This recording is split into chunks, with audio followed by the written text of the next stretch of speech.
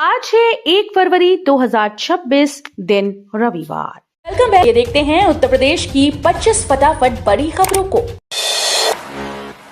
योगी के नेतृत्व में यूपी बनेगा फार्मा और मेडिकल डिवाइस हब। मुख्यमंत्री योगी आदित्यनाथ के नेतृत्व में उत्तर प्रदेश फार्मा और मेडिकल डिवाइस सेक्टर का बड़ा हब बनने की ओर बढ़ रहा है। प्रमुख सचिव डॉक्टर रोशन जैकब ने बताया कि यूपी को $1 ट्रिलियन की अर्थव्यवस्था बनाने के लक्ष्य में ये सेक्टर रीढ़ की भूमिका निभाएगा। सरकार बुनियादी ढांचे के विस्तार और नीतिगत सुधारों पर लगातार काम कर रही है। उत्तर प्रदेश खाद्य सुरक्षा और औषधि प्रशासन और इन्वेस्ट यूपी के द्वारा आयोजित इस कॉन्क्लेव का उद्घाटन सीएम योगी करेंगे।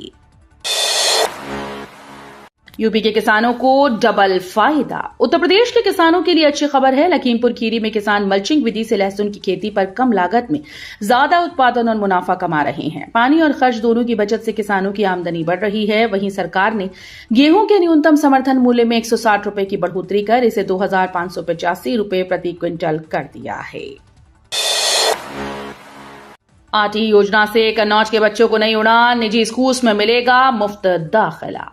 कन्नौज जिले के बच्चों के लिए शिक्षा का सुनहरा मौका है। आर्थिक तंगी के चलते कोई भी बच्चा पढ़ाई से वंचित न रहे, इस उद्देश्य से आरटी योजना के तहत वर्ष 2026 के लिए प्रवेश प्रक्रिया शुरू होने जा रही है। इस योजना के अंतर्गत पात्र बच्चों को जिले के अच्छे और नामी निजी स्कूल में निःशुल्क दाखिला मिलेगा। बच्चों से किसी प्रकार की फीस नहीं ली जाएगी। स्कूल ड्रेस के लिए सरकार की ओर से तय धनराशि भी दी जाएगी। आरटी योजना जरूरतमंद परिवारों के लिए राहत और बच्चों के उज्जवल भविष्य की मजबूत नींव बन रही है।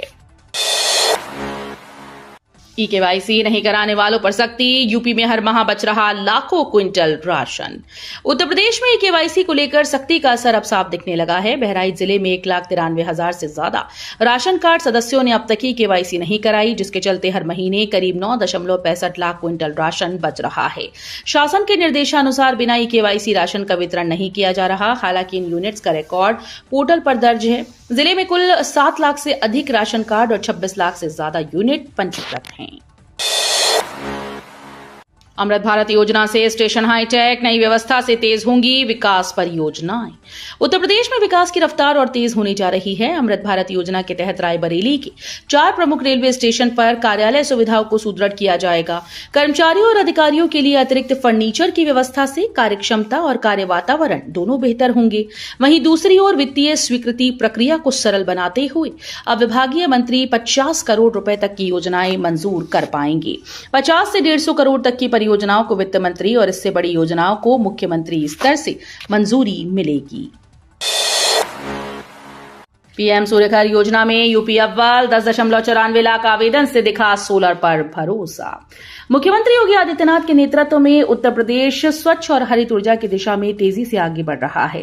पीएम सूर्यघर मुफ्त बिजली योजना में यूपी की भागीदारी देश में सबसे मजबूत बनकर उभरी। राष्ट्रीय पोर्टल के अनुसार प्रदेश से अब तक 10,94,000 से अधिक आवेदन दर्ज किए जा चुके हैं। यूपी नेडा और बिजली वितरण कंपनीज के समन्वित प्रयासों से प्रदेश में 3,57,000 से ज्यादा रूफटॉप सोलर सिस्टम लगाए जा चुके हैं, जिससे सौर क्षमता 1227 मेगावाट से अधिक हो गई है। 100 साल पुराने जमीन विवाद से उठेगा पर्दा। 3D तकनीक से खुलेगी फर्जी दावों की सच्चाई। अलीगढ़ में जमीन विवादों का अब हाईटेक समाधान होने जा रहा है। अलीगढ़ विकास प्राधिकरण अपनी अधिग्रहित जमीनों का पूरा रिकॉर्ड जुटाने के लिए 3D इमेजिंग तकनीक का इस्तेमाल करेगा। इस तकनीक से विवादित जमीनों के नीचे की संरचना की तस्वीर तैयार की जाएगी, जिससे फर्जी दावों और गलत कब्जों की सच्चाई सामने आ सके। सरकारी और वक्फ संपत्तियों को लेकर चल रहे पुराने विवादों को खत्म करने की दिशा में ये बड़ा कदम है। गोमती को मिलेगा नया जीवन। पीलीभीत में 56.88 करोड़ से संवरेगा उद्गम स्थल।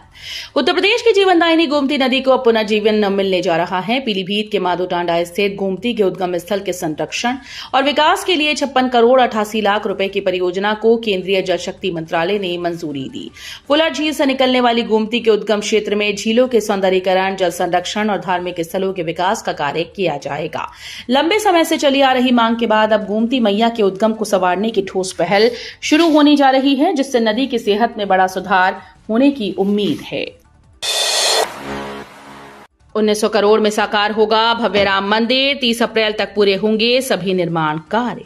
अयोध्या में भव्य राम मंदिर निर्माण अपने अंतिम चरण में पहुंच गया। राम जन्मभूमि परिसर में हुई मंदिर निर्माण समिति की बैठक में कार्यों की प्रगति की समीक्षा की गई। समिति अध्यक्ष नपेंद्र मिश्र ने बताया कि राम मंदिर निर्माण पर कुल 1900 करोड़ रुपए खर्च होने का अनुमान है, जिसमें अब तक जीएसटी सहित करीब 1600 करोड़ रुपए का भुगतान किया जा चुका है। उन्होंने बताया कि 30 अप्रैल तक राम मंदिर से जुड़े सभी निर्माण कार्य पूर्ण कर लिए जाएंगे। इसके बाद L&T और टाटा कंसल्टेंसी जैसी एजेंसी साइट से हट जाएंगी और मंदिर पूरी तरह से भक्तों के लिए तैयार होगा। माघी पूर्णिमा पर सख्ती, प्रयागराज में भारी वाहनों की नो एंट्री, डायवर्जन लागू। माघी पूर्णिमा स्नान पर्व को देखते हुए प्रयागराज में यातायात व्यवस्था सख्त कर दी गई। शनिवार रात 12 बजे से शहर की सीमाओं पर भारी वाहनों के प्रवेश पर रोक लगा दी गई।